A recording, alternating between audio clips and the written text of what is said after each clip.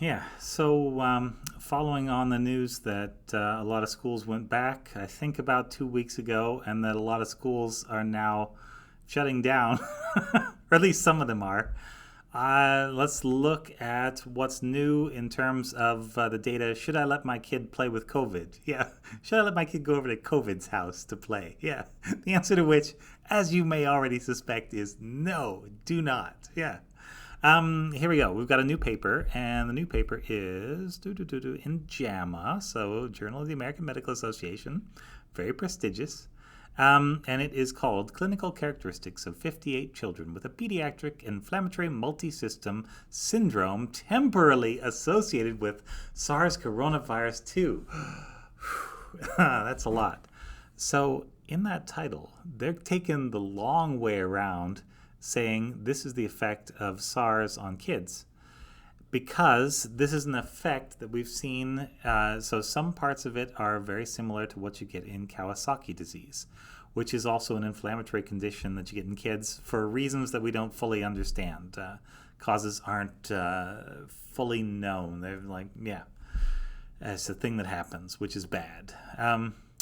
And this is a thing that seems to be happening in kids that have SARS coronavirus 2, but they're being careful not to say that this is a thing that's definitely caused by SARS coronavirus 2.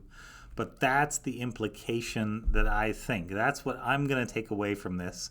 It is right now correlation, which is not causation, but it's, yeah, a pretty good nudge and a wink in that direction in this case. We don't have another good explanation at hand. And I think the key is to look for this going forward and keep an eye out. This is like a pay attention because this might be a thing sort of paper. And so, all right, so what's COVID doing in these kids? So they've got 58 hospitalized children, which already that's bad. Average age, I remember in the paper, is 9 years old. Yeah, and half girls, half boys, like 53% girls, something like that.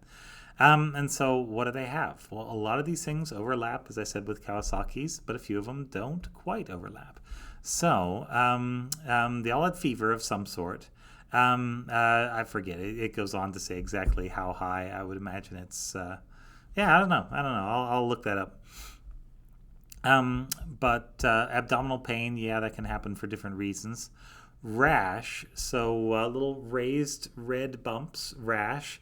Kind of reddened color in general, which says to you that probably, yeah, this is like an inflammatory. It's like a fever. This is like being sick, but in a generalized sort of way. These are the symptoms you get with a lot of stuff. Conjunctival injection. I read that wrong at first. I thought it said infection, and I was like, oh my gosh, yeah, okay. But no, injection, which just means that the blood vessels in the white part of the eye are going to appear a little bit bigger and redder than usual. And this is, again, something that does tend to happen with just general inflammatory responses. And then half of them end up developing something like shock, so a full body inflammatory response, which, if untreated, can be fatal in some cases. Yeah. Only a quarter of them met all the criteria for Kawasaki's disease. So there's a lot of overlap between this and that, but it looks like there are some differences. And they had a few. I think it was 8% that had coronary arteries opening up, so coronary artery dilation. Yeah, which isn't good. And aneurysms, they also reported, yeah, which again, not what you want to be seeing with kids. So overall, this is painting a more clear picture of what it is that happens in kids. So at this stage, it's not necessarily lethal, although I bet in some of these cases, especially if left untreated, it could be. This is just, I think, highlighting that SARS-CoV-2 is associated with real severe symptoms. And until I see a good explanation for why these symptoms are happening that is unconnected to SARS-CoV-2, I'm going to take the position that these two things are happening at the same time.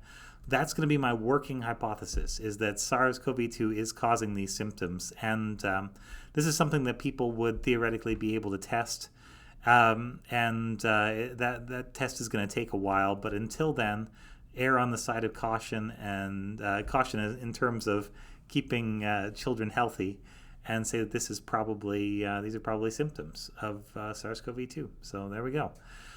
So COVID, yeah, increasingly better understood, but as we understand it more, the news isn't particularly getting better. It looks pretty severe, and I think papers like this are things that anybody who's considering opening up a school or going back for band practice or football practice or what have you, whatever reason you've got to get people together, I would say you want to look at papers like this and really have a think about whether this degree of risk to probably somebody else's child is something that you're willing to accept. If it was me, boy, I don't see how I could recommend anything like that or support anything like that right now. So there we go.